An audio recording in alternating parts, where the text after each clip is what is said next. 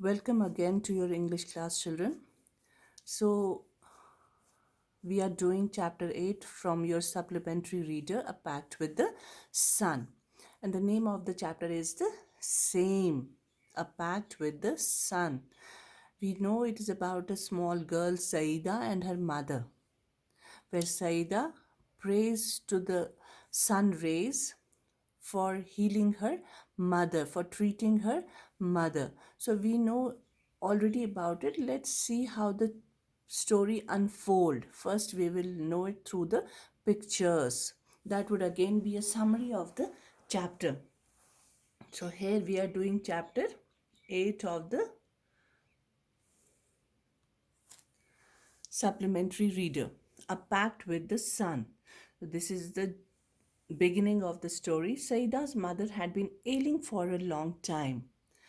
What all did she suffer from? Fever, cough, body ache, painful joints, and what not.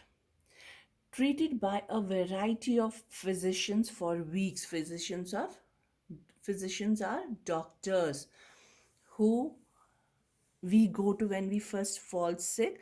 We go to doctors. They are not specialists in a particular field, so they are general practitioners who tell us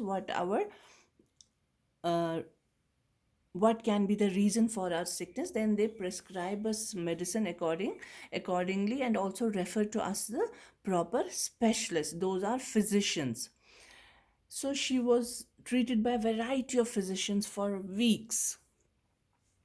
She often showed signs of improvement. So when those doctors used to come there, she would show some signs of improvement. That means she would get well for some time, but soon relapsed into her old sick self. But after some time, after showing this improvement, getting well for some time, but soon she would go back again into the sickness. Like that sickness would come again into her old sick self, one complaint substituted by another. So one day she would have one kind of problem, and next day she would have some other. Like first day she would have high fever, and next day she would be having lot of cough. Though weak and colorless, she was forbidden normal food and was under strict orders to remain perpetually confined to her small, dingy room with doors and windows fastened, deprived of sunshine and fresh air. Like she was getting sick often, so what would they do? The doctors would not see her condition, they would not see how weak she had become. She had become very weak and colorless. Colorless means she had become pale due to her sickness, due to weakness. This is when we get sick and we turn pale. Our skin turns yellowish in color. So that is the first sign of becoming weak. When we have fever and when we are not well, so our face becomes pale, our whole skin becomes pale. So that is the first sign of becoming weak and unhealthy. So everybody could see how weak and colorless she had become, but then doctors would again tell her that she should not eat normal food. She should not eat nutritious or healthy food. Forbidden means she was asked not to eat normal food and was under strict orders to remain perpetually. Perpetually is continuously. She was told that she should not eat certain kind of food. She should only eat like which they thought is healthy for her, which they thought is suitable for her. So they deprived her, they denied her normal food and told her to continuously stay indoors, not to go out in the open. So she was perpetually confined to her small dingy is very small, dark, without, where there is no fresh air. So dingy is small and dark room with doors and windows fastened. So whatever doors and windows were there, they were also closed. They were not even open to let fresh air in. Deprived. Deprived is denied of sunshine and fresh air. So this is what happens.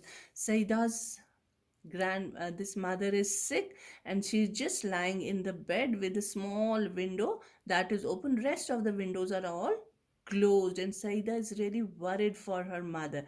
So when she doesn't get well, her neighbors get worried, so they come to ask for her welfare. Then the people start getting worried, her neighbors start getting worried, they're also worried about her welfare. So they come, and they come to know about her health. So finally they call him, and after all the physicians come and Saida's mother doesn't get too well, they get worried. Now they, after some time, they call a specialist who is such kind of doctor who can look after, who can see to it what is happening to her and why she is not getting well and why is her sickness coming back and back. So they call a physician, they call a specialist. Now, this specialist tells them that you are not giving the right kind of treatment to Saida's mother. You are denying her fresh air. She should go out, she should have some fresh air and sunlight. So, after hearing this, the neighbors or the people who think that fresh air and sunlight is not good for her, some kind of food is not good for her, they start shouting, they start doubting the doctor. They think that this doctor has gone mad. What is he telling Saida's mother to go out in cold fresh air?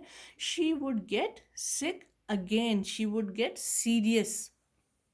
But the doctor advises them strictly that she should go out and take as much of sunlight as medicine as she can. So though the neighbors and everybody else is against this suggestion, Saida's mother, she understands, she takes the advice of the doctor and ignores her neighbors advices and suggestions, and she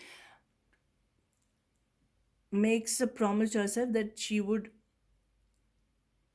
agree to the doctor's treatment and she would go out and stay in the sun for at least 1 hour. So that is when she goes out. But since there is no sun for a long time, she is a little sad. There is no sun, the sky is overcast, there are just clouds and nothing else. So some people who support her, they also are worried that even though she has come out, but there is no sun. So Saida comes there and sees a very small ray of sunlight up in the sky. She calls her mother that there is sunlight here, but then it soon fades away because it is overshadowed by the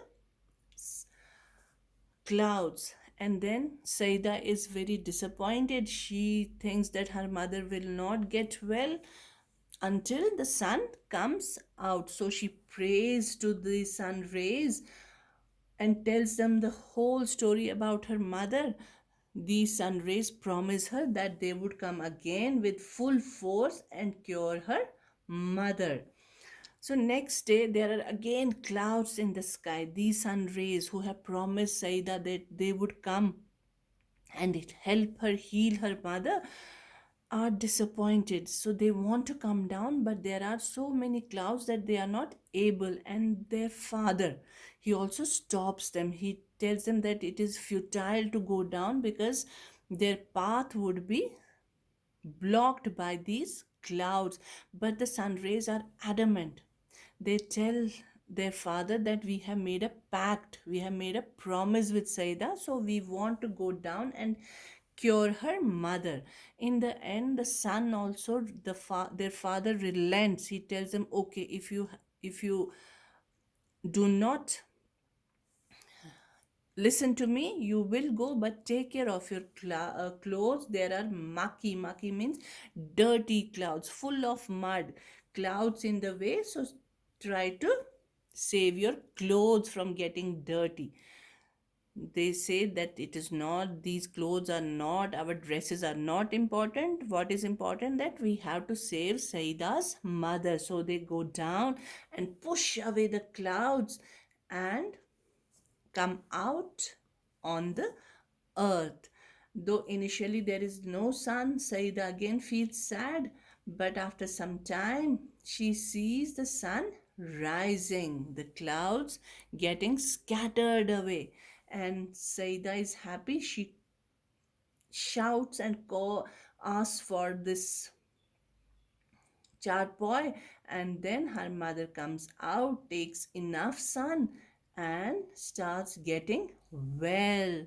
And her mother starts feeling this wellness in her. She starts feeling that she is, of course, getting cured, and of course, she had started eating nutritious food, which would just stop her from becoming weak. Again, she feels that kind of strength coming back to her, and the sunlight trying to cure her. So she promises herself that she would not deny the sunlight and fresh air in future. She would continue to take as much of sunlight and fresh air as possible. So this chapter tells us that we should have as much of sunlight as we can. At least 1 hour of sunlight is good for us during the day. So we should not fear that we would turn dark or whatever. It is very important that we stay in the sun for some time and take as much of fresh air. Keep our windows and doors open, not in very cold, when it's very cold, but then whatever we can tolerate in this cold air, we should have as much of fresh air as possible. And again, in winter we keep our windows and doors closed because we want to stay warm. We use those kero heaters. See, it's also very dangerous, those kero heaters, those which are without pipes. Some of the kero heaters are with pipes, so that those fumes or those poisonous gases, they go out of those pipes. But there are some which we keep in the room, those are very dangerous. So we have to open the windows often to let the fresh air in, and let those poisonous gases go out. So that can also be very dangerous for us. So you should always, even in winters, you can let this fresh air in. And it gets stuffy when we keep our doors and windows closed in the winter also. Like nowadays we want to stay warm, but then we should get some amount of fresh air during the day. So that was through the pictures. Now we will read the story and know about the meaning of some words which may be difficult for us. So let's move on to the chapter.